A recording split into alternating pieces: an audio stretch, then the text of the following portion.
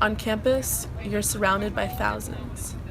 But how come some days you feel like you're the only one?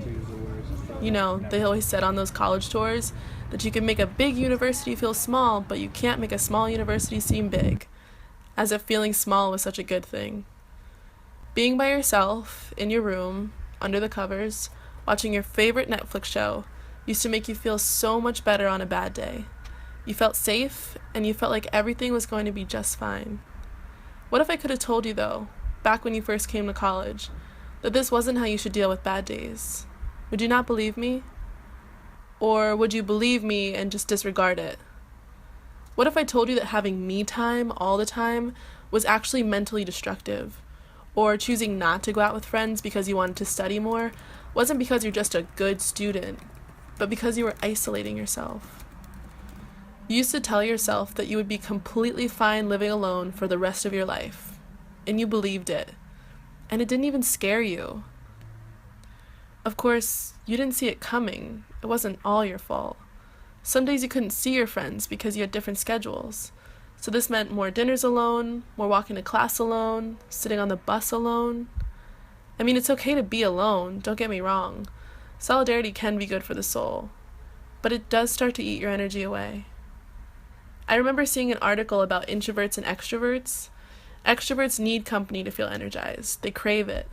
Introverts are people who recharge when they're alone and may feel exhausted after frequent social interactions.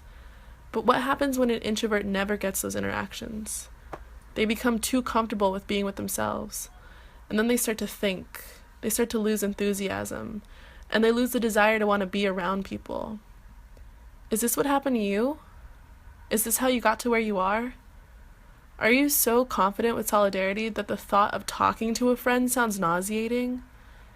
Have you noticed that I haven't said the D word yet? You know, the one that you refuse to admit has gotten to you?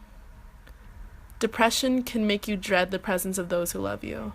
It can make you want to hide away forever. But company is actually the cure, despite everything that you've told yourself. All that time convinced that you're better off alone, or that you just need space.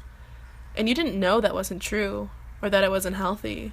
You thought, hey, at least I don't do drugs to escape my problems, I can just sleep it away. But hasn't shutting people out and distracting yourself with mock reality done just as much? Can't ignoring your mental health be just as harmful? Sometimes, though, some people can actually bring laughter out of you. Isn't that crazy?